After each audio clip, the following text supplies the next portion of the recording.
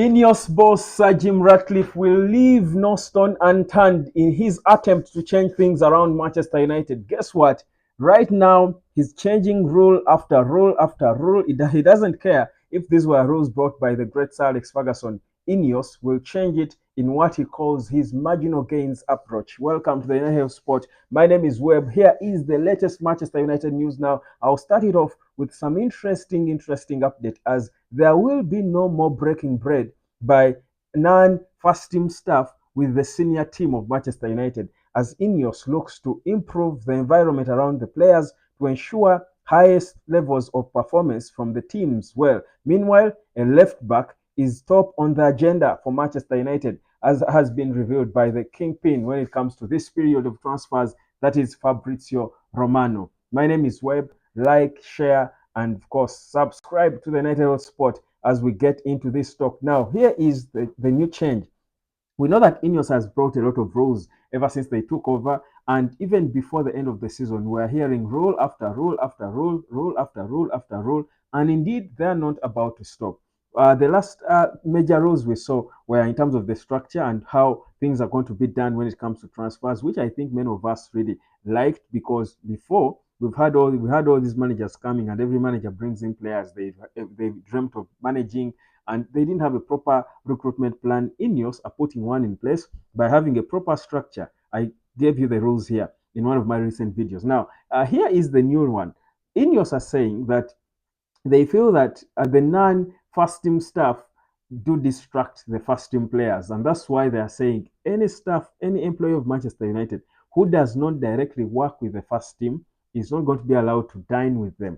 I mean, before they have been having lunch together, doing breakfast if they have together. They have been, interacting with them freely. So players, even the junior team. So it has been a free, a free interaction, and it had its advantages. Sir Alex Ferguson introduced it when he took over at Man United in 1986. These are some of the things he changed as he tried to build a new culture. He said he borrowed it from Marks and Spencer, where he had noted that certain junior staff used to forego their lunch meals just to save a penny to help their families. So they would starve at lunchtime, or only take a snack instead of having proper lunch. So he said, "Let me try to change this and improve the atmosphere at the club." I thought these things only happen in Africa, but I mean, if staff save, forego lunch to save money to help their families, and it's happening in the UK, the biggest economy in the world, it shows you that indeed, I mean, it's a matter of boundaries, but I think we go through the same struggles globally. I mean, the only difference is the currency in which we struggle. It's better to struggle in pounds than it is in shillings. To be honest, yes, you rather struggle in pounds. But anyhow, so here's the thing. Ineos are saying this is not right, it's not working. So with their marginal gains approach, I've been speaking about how Sir Dave Brailsford, he's known for his marginal gains approach. Changes a so many little things, but then hoping to bring significant results. Change so many little small things, bring significant results, because when you combine those changes together, changes like the new structure and recruitment, changes like and now this one that they have made, uh, staff coming back to work in their offices. Before, they were working from home after COVID, and somehow they were seeming to complain. He said, if you don't want to work, in your office, go back on your desk. You can as well resign, and we can give you your send-off package. So the guy is setting different standards, and honestly, you think about it and say, all the past successful regimes of managers, not at Man United alone, at Arsenal, when Arsene Wenger took over Arsenal, the likes of Ian Wright were saying they had never seen a coach so meticulous with nutrition. They had never heard about nutrition. I think it's Arsene Wenger who introduced player nutrition stuff in football, especially in England. Players taking care of themselves, watching what they eat, how they train, all that discipline, and eventually that brought the success that Arsenal enjoyed under Arsene Wenger. So it's only fair that with the road Manchester United has been going through, Ineos have got to make drastic changes that are going to have an impact for the greater good of the club and set new standards. For me, I've got absolutely no issues with it. Well, we cannot know whether it will work or not, but I mean, things cannot stay as they were. They've got to change something, and we see whether it works or not. But the reality is, something has got to change. So they are saying, I mean, we know that Jesus ate with his disciples. Jesus ate with Lazarus and the sisters, I think Martha and Mary.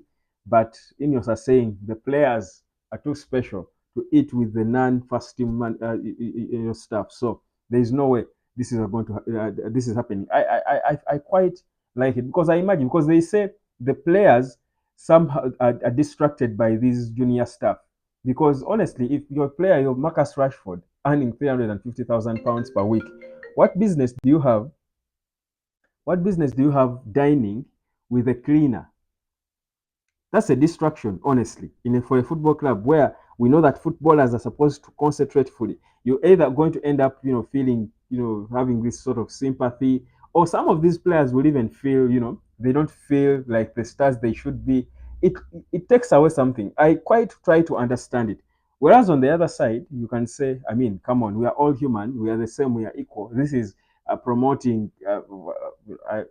segregation or what have you. But I think for a club, a football club, footballers are supposed to be fragile, extremely fragile, because the issues that the footballers are struggling with are extremely different from what the cleaners are struggling with, especially these fragile players in this day and age.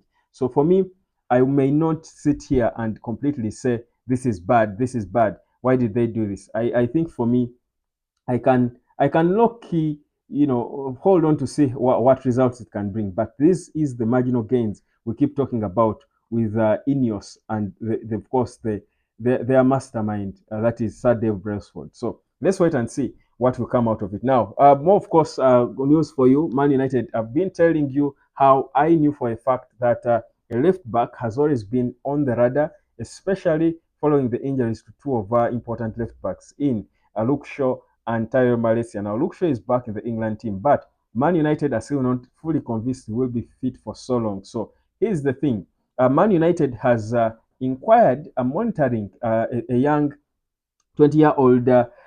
He plays for Hungary, but he's born in Serbia. His name is Kakez, or maybe Kakjes. I think that should be the right pronunciation. Milos Kakjes. That's a 20-year-old left back from Bournemouth. He has played in several countries. Has played for Rapid Vienna. Then he played for AC Milan as a kid. He played for Jonga